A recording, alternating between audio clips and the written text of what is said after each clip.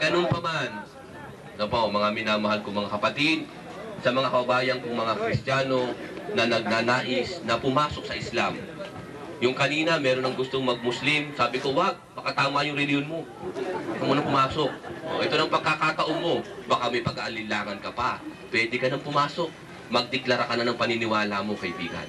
Kung Kristiyano ka, pumarito ka ngayon sa aking harapan at sumumpa ka na simula sa araw na ito, isa na lamang ang kikilalanin mong nag-iisang Diyos na tagapaglikha, kikilalanin mo ang muling propeta at paniniwalaan mo na si Kristo'y di naipako sa krus, namatay at muling nabuhay. Kung sino mo yung kanina na gustong mag-Muslim, lumapit dito sa harapan ko. Welcome na kayo ngayon. Ito ang malaking pagkakataon nyo na para makapasok kami sa reliyon. Pagkakataon nyo na po yan, samantalahin nyo na. Sige, lumapit lang po. Yung gustong pumasok. Ito. Pasok sila. Para walang pakikinig po na wala pa naman Yun. Sa pakikinig niya daw na wala raw mali ang Quran, ay yun ang nagtulak sa kanya para pumasok sa Islam. So handa mo bang sundin ang lahat ng mga katuruan na nakasulat sa banal na Quran at katuruan dito sa pananampalatayang Islam? Kung ganun, ideklar mo sa harapan ng ating mga kapatid ang iyong taus-pusong pagpasok sa Islam. Sabihin mo ang katagang ito at ating tatagalugin. Sabihin mo, Asyhadu an la ilaha illallah wa asyhadu anna Muhammadar Rasulullah. Ako ay sumusumpa na walang ibang Diyos na dapat sambahin maliban kay Allah. At ako rin sumusumpa na si Muhammad ay huling propeta ng Diyos. Ako rin ay sumusumpa na ang Quran ay kaisa-isa na lamang na huling totoong salita ng Diyos. Binabati kita, kapatid.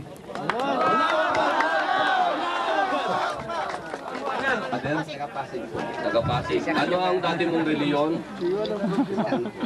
Anong sekta ang reliyon mo, kapatid? Anong sekta?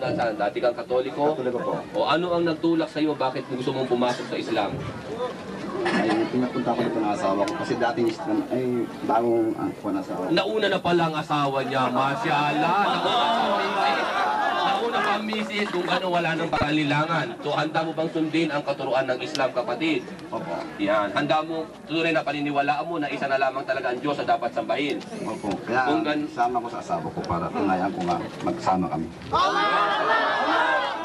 Kung gano'n, sabihin mo ang katagang ito ng buong puso mo, Asyhadu an la ilaha illallah wa asyhadu anna Muhammadar Rasulullah. Ako ay sumusumpa na walang ibang Diyos na dapat sambahin kundi si Allah. Ako rin ay sumusumpa na si Muhammad ay kanyang huling propeta. Ako rin ay sumusumpa na ang Quran ang natitira na lamang totoong salita ng Diyos. Binabati kita, kapatid. Allahu Akbar! Allahu Akbar! Allahu Akbar! Allahu Akbar! Tulad ng sinabi ni Propeta Muhammad sallallahu alaihi wasallam at ganun din sinabanggit sa banal na Quran, ang sino mang Kristiyano, Hudyo, Protestante o anuman ang kanyang reliyon na siya ay pumasok sa Islam, ang lahat ng kanyang kasalanan ay pinatawad ng Allah. At tulad siya ng isang bata na walang bahid, dungis o muntimang kasalanan. Binabati ko ang dalawa nating kapatid na ito na pumasok sa Islam. Sila'y kabilang nasa pananampalatayang Islam. At sila'y nakahigit sa ating ngayon sapagkat tayo may kasalanan na tayo, samantalang sila wala pang kasalanan. Allahu Akbar! Allahu Akbar! Allahu Akbar! Allahu Akbar! Allahu Akbar!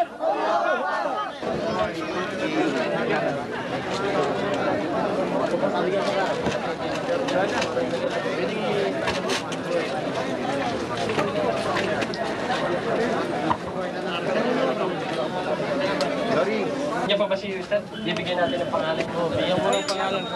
Bibigyan natin ng pangalan. Para mabigyan po kayo ng pangalan. Tatlo yun.